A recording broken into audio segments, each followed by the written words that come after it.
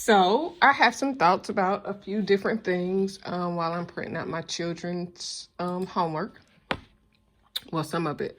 Um, so one thing that I wanted to talk about was earlier I posted something saying that I need a prophet to trust in so that I can know the direction to go in. And it made me think about something that I've been thinking about for a couple weeks now. I hear people that are prophetic or have a prophetic title talk about regularly or prophesying regularly, talking about prophesying and prophesying over people regularly.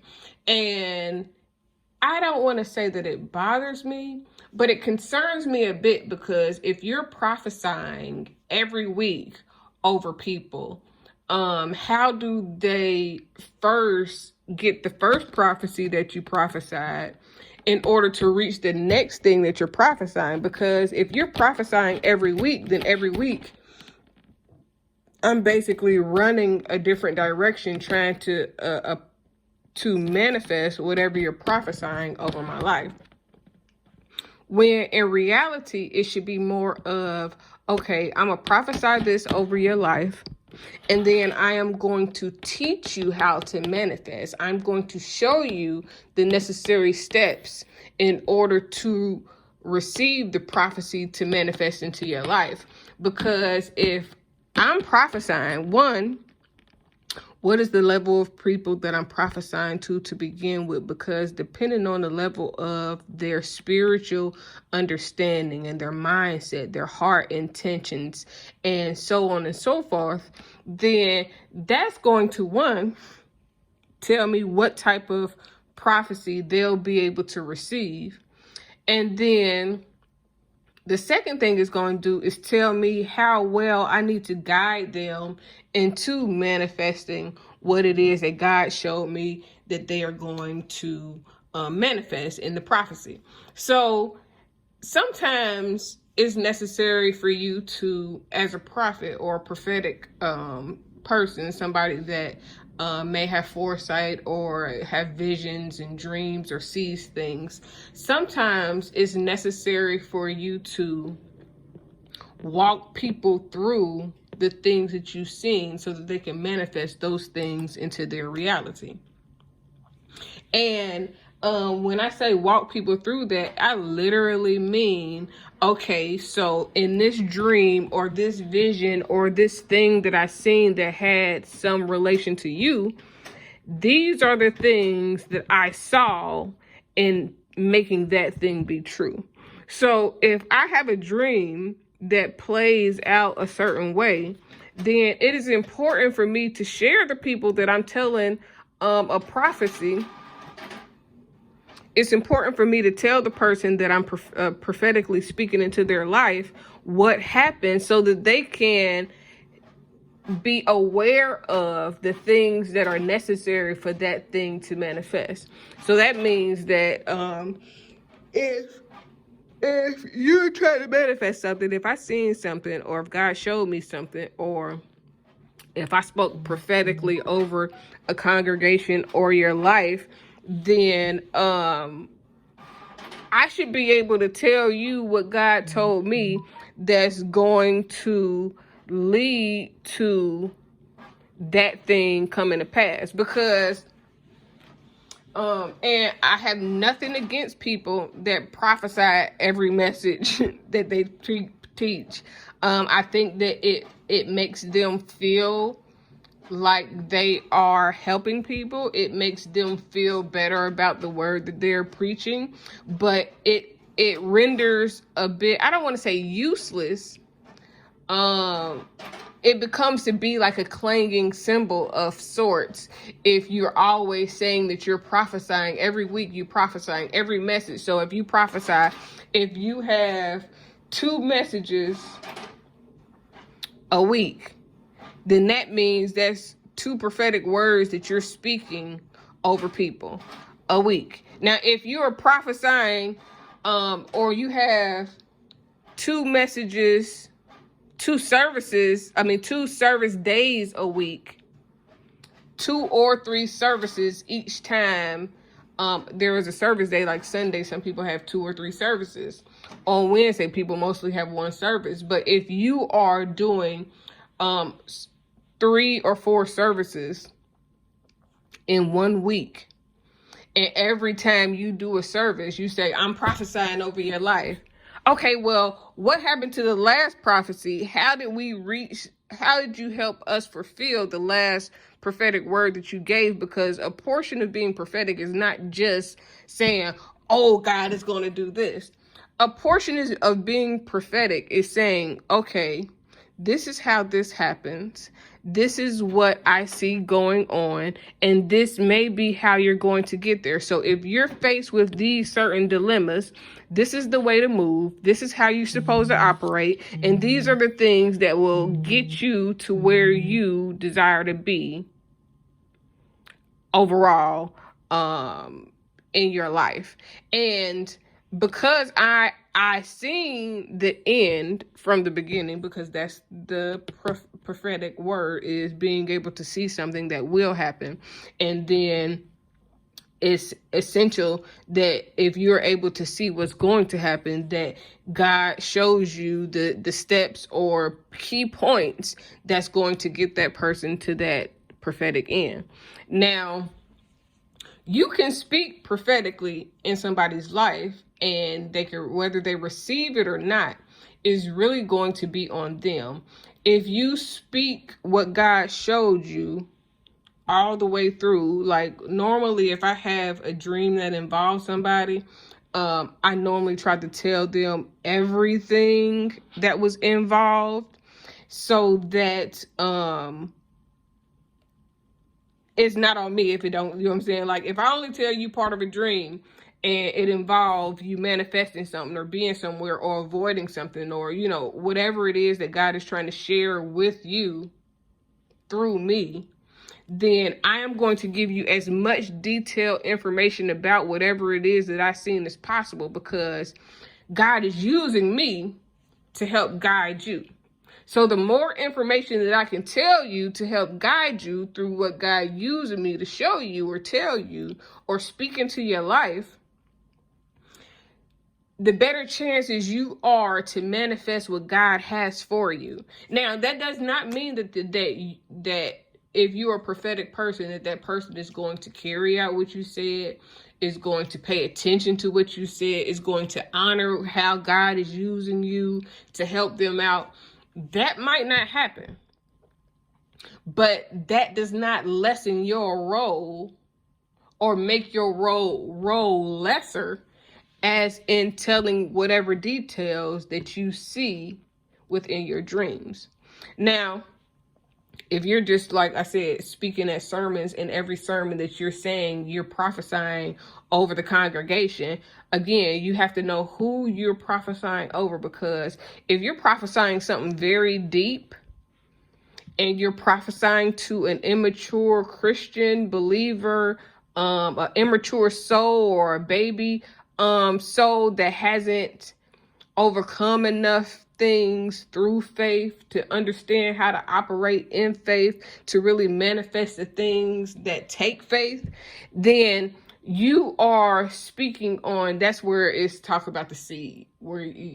Are you planting your seeds on fertile ground, or are you planting your seeds on a ground that can't even receive the seed?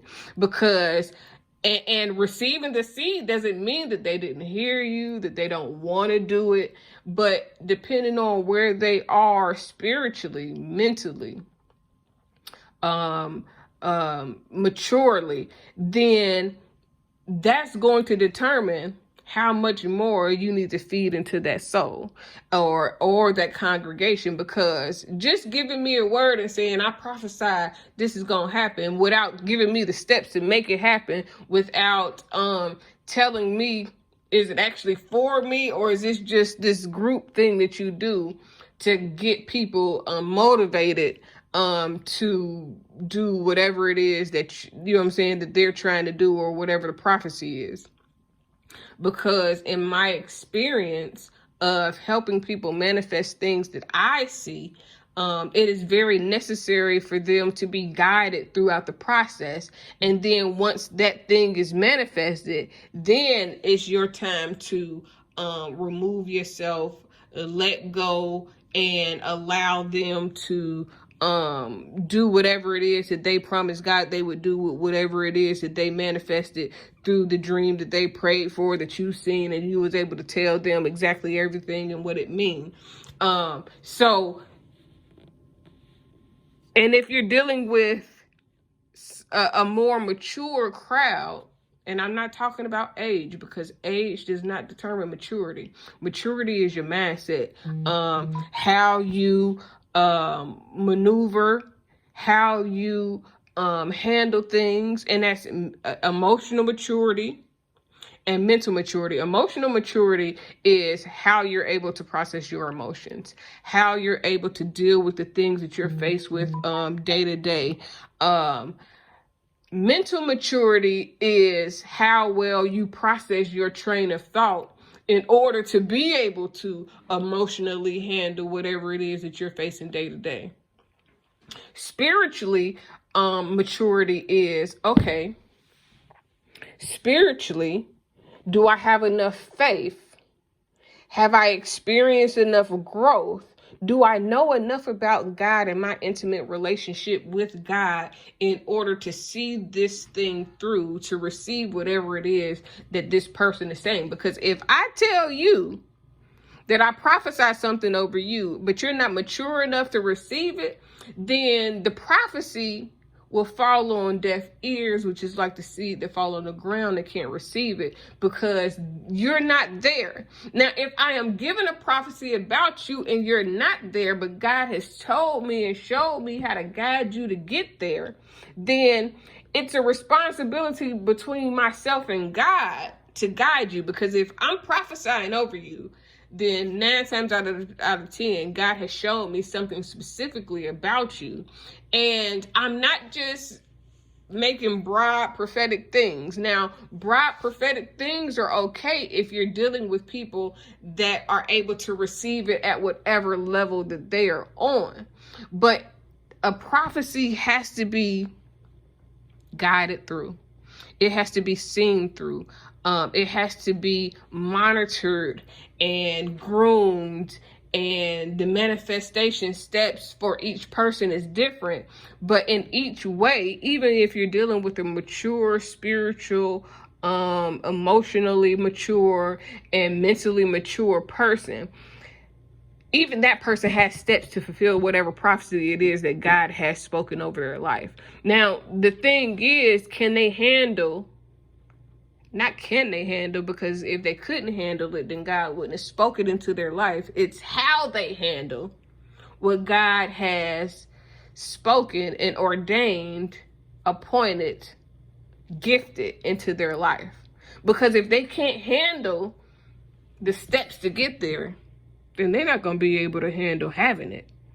And that's a portion of why I say you have to be able to, if you're going to prophesy, one, you shouldn't, I don't even prophesy, have a prophetic word or have visions every dang on week. I mean, like, I'm not saying that nobody can, but if you're speaking over people every week, then eventually, if those things don't manifest, eventually, if they don't begin to see those things, then they will either stop believing God totally or stop believing you totally. Because the prophetic words that you continuously speak over a broad audience is not manifesting into what you're stating God is telling you. Now, God might not be telling you that for everybody, but that's when the responsibility becomes the leaders to say, okay, if God spoke to me about you specifically, then I need to come to you specifically and say, hey, this is what I seen, this is what I saw, this is what God showed me, etc., etc., etc. And then you can either receive it or not. I mean, when I speak of this at this moment, I am thinking of the lady in the Matrix when her and Neo was sitting on a bench, and I am going to upload this specific portion so that when I load this video, it'll make sense. But in the sense to where the job of the prophet is not to make you believe it. The job of the prophetic person is to tell you what they're seeing. And whether you believe it or not is between you and God. And now if you believe it and you receive it and you're ready to apply the things that it takes to get what you're asking for from God, or the things that God is showing you that you can achieve, then I can guide you. I can give you the necessary steps, or I can show you or tell you what I've seen in the vision, because I don't know if I've ever just seen a vision that didn't have some necessary steps, or that it wasn't a preparation or a step within the preparation to get you to wherever it is that you're supposed to be. And that's why sometimes when I'm writing and I say stuff, I don't try to cut off what I'm saying, because if I said it with a contract, it can make me some money, or if I did it this way, I could benefit, or, you know what I'm saying, come up off of what it is that I'm saying. What I'm saying is more important because it's going to affect the world in a greater way, because it's being used to help grow somebody and manifest something into the world. So if I don't say it, then God can't manifest it. And if I miss out on helping you get there because I didn't tell you a portion, or I didn't, guide you along the way, if I didn't do my part in, okay, I'm prophesying over you and I'm telling you this. And even when I think about this, I'm thinking about when I was in Iraq and the person prophesied over me and told me that I would do all these great things. And, even thinking about that right now, it takes me to a place to where there were things that were said that was like necessary steps in the process. But then there were things for me, being the soul and having the soul and the gifts that I have, that when it was said, it triggered something within me, and it made me decide to trust God differently on my own behalf, and to maneuver my relationship with God differently. But there was a time where I would not have known that I had that potential if nobody would have spoken it over me, if nobody would have said the things that were said over me. And then there was guidance along the way. Now, that person wasn't with me along the way, guiding me along that path. But for my life in general, I have had instances where different people have been light to my soul and guiding me along the path when things seemed like they wasn't going the way that they should be, or the way I needed them to go. And within that,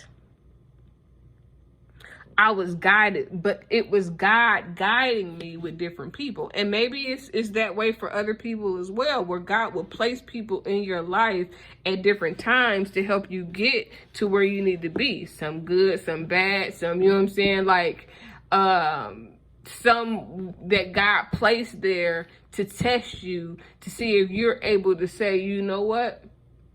If I stay on this path, I won't reach my full potential. I won't see that everything that God has for me. So although God placed or allowed you to come into my life, it could have been a test to see if my heart will stay right. And now I have to move you aside and continue on with the journey, because we always think the seasonal reason in life people are necessarily, like, if they're only for a season, they're bad. That does not necessarily reign true in all areas. You could be for a season because there was a lesson that I needed to learn in that season, and it could be a blessing in the lesson, and it didn't have to be a bad, like I don't have to go through some terrible thing every time God needs to teach me something. I don't know about everybody else. Because a lot of people be like, well, every time God needs to show me something, I got to go through something. No. I'm not confessing that over my life. I don't believe that for myself. I don't want that for anybody else.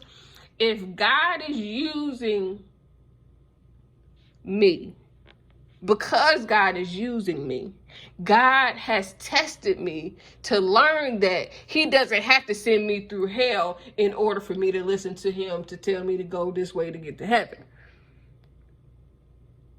Because God has given me the opportunity to show God that, you know what, as soon as I see something is off, as soon as I see it don't line up with what you said, as soon as I see that there's a pattern of something that's not where it's going to lead me to where I need to be, then I'm going to cut it off. Then God doesn't have to keep telling me or sending me through hard times.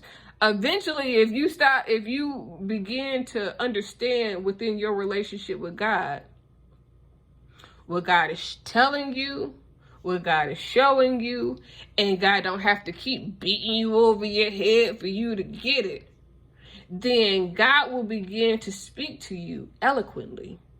He will begin to speak with you. And I say he because that's the way we equate to who God is. The Spirit of God will begin to move within your life, within your body, within your mind, within your soul in such a way. And this is when I talk about alignment. This is what I'm speaking of. The alignment, when you begin to really get in close and really just listen to God, and you can begin to flow with God, and you begin to know God, and you can be trusted to God told me something and I'm going to do it. Not God told me and I was thinking about it and I was considering and I was going to do it, but then something, you know what I'm saying? If you give God excuses, then that's when you have to learn the hard way. But when you hear God and take heed to what God is telling you, showing you, and how God is molding you, then it will change how God is able to use you, because he don't have to abuse you to use you. He doesn't have to send you through something to get you to learn unless you don't listen when he tell you the first time to do a U-turn. Now, if you don't listen and now you got to go through something in order to get to accomplish the mission and to get what God said, that's because you made the decision to go the hard way, when the easy way, when the obedient way, when the willingly obedient way was right before you, then that's because of the decision that you made to divert from what God has showed you and told you, and any warnings that God has given you through whatever methods of communication God uses for you. God doesn't speak in everybody's ear. God doesn't, like everybody is open to hearing God differently. So God is going to speak based on how you are open to hear.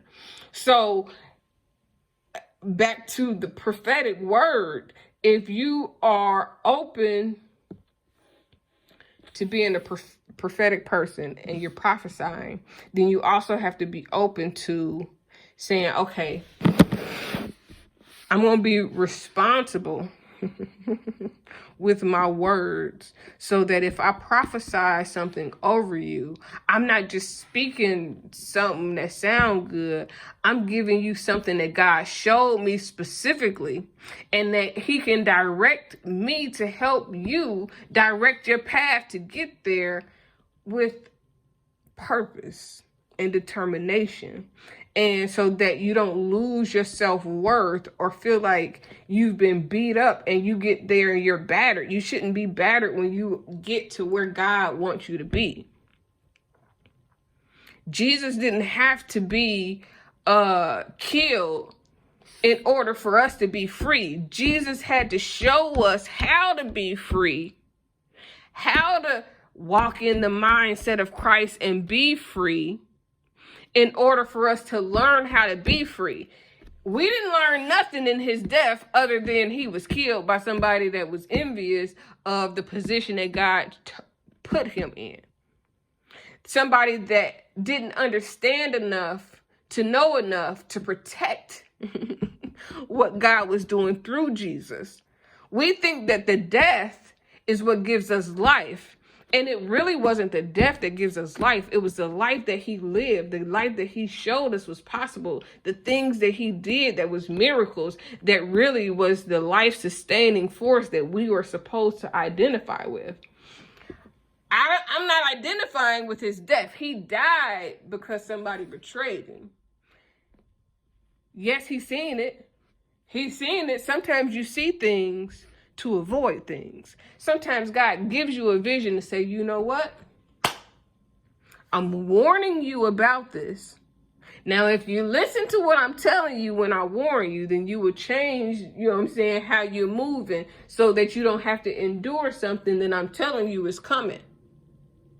And this is not avoiding death. This is learning how to hear from God and receive the prophetic words from God that he is telling you so that you can get the overall end goal, the prophetic word that God has spoken to you. Now, whether or not Jesus had to die, I don't believe that he had to die. I believe that when they was in the wilderness praying, and he went to go pray, and he came back and he seen that they was asleep, that he was supposed to tell them once, hey, y'all need to get up. What are we doing here? But he went back 2 and 3 times. I believe it was twice to say, I keep going away and praying and y'all keep falling asleep. And they were supposed to be his rear guard. So when he seen that was his opportunity, and God was had given him a way of escape because he knew the time was present. And he had avoided all those other times. And if that was meant for Jesus to die like that, we still didn't learn in his death. We don't have to die in order for people to be saved. We have to live according to the gift, the blessing, the direction, the gospel of preaching the good news in order for people to be healed, for people to be delivered, for people to get whole, for people to be set free. And most of the time, being set free is not talking about jails and shackles. It's more so talking about the mindset in which we live in, that we need to be reborn into something new to receive what God really has for you. But again, if we're prophesying and we're speaking things over people, then we need to make sure that we're responsible for the prophetic word that we've spoken. And when I say responsible, we're not responsible for the action of those of the people that we're speaking prophetically through or to. Because everything that I heard when I was in Iraq and the person prophesied over me, I could have done complete opposite. I didn't have to accept it, but I did because I wanted to. Because it resonated with my soul so deeply that I said I would pursue whatever it is that God has for me down this pathway. Now, there are people that hear a prophetic word and be like, yeah, okay, and just do the total opposite. That's the part that we can't stop. We can't stop them doing whatever they want to do. But we have to be responsible for our portions of what God has for us to do. And if you're a prophetic person and you're speaking prophecies over people and you're always prophesying, I just encourage you to prophesy once a week. Ask for wisdom and guidance to help the people to receive whatever you've prophesied over their life so that they can actually get it, so that they don't begin to trust God less because pastor, bishop, deacon, evangelist, whoever, whatever, prophesied such and such, and I ain't seen nothing happen. I ain't seen no results. Now, whether or not they receive the results are based on 2 things. The prophet, trusting the prophet, and the action that they take to receive and fulfill the prophecy. Now, The goal overall is to awaken the mindset of Christ within each believer. And in awakening that mindset of Christ within each believer, you're going to automatically trigger purpose. You're going to automatically trigger the gifts. See, we always see triggers as being bad things. Like we're triggered into some negative mentality or some, you know what I'm saying, flip out or spaz. But you can also be triggered into blessings. You can also be triggered into love. You can also be triggered into light. You can also be triggered into the best life that you can imagine possible. The more abundantly. You can be triggered into better. You can be triggered into more. It's what you're willing to receive, how you look at things, how you view things, and how you carry out the things that God has assigned for you to do. So let's not make triggers only be about bad things, because you can be triggered into love. If you spark a thing in me that I've never experienced before, and it resonates within me deeply, purposefully, and it makes me feel life, then you've triggered a new essence within me, a new gift, a new presence of God within me that I've never felt before. And that's the goal with any prophetic word, with any light bringing or being a light being. It's about triggering the positive more than we're triggering the negative. I think that's all that I'm going to say about this, but I just want us to be more responsible with our words, be more responsible with our prophetic pronunciations over ministries, over lives, over families, because if you pronounce something over a family, you're kind of responsible to guide that family. And this is where I'm sure a lot of things come from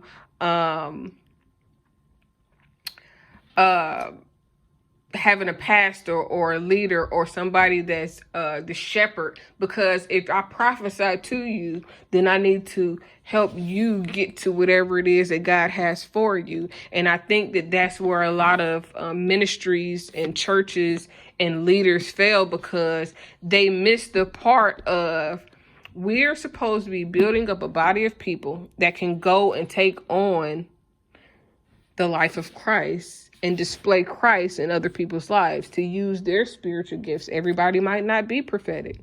Some people might not speak in tongues. Some people might not have dreams. Some people may be great cooks, and that's their gift.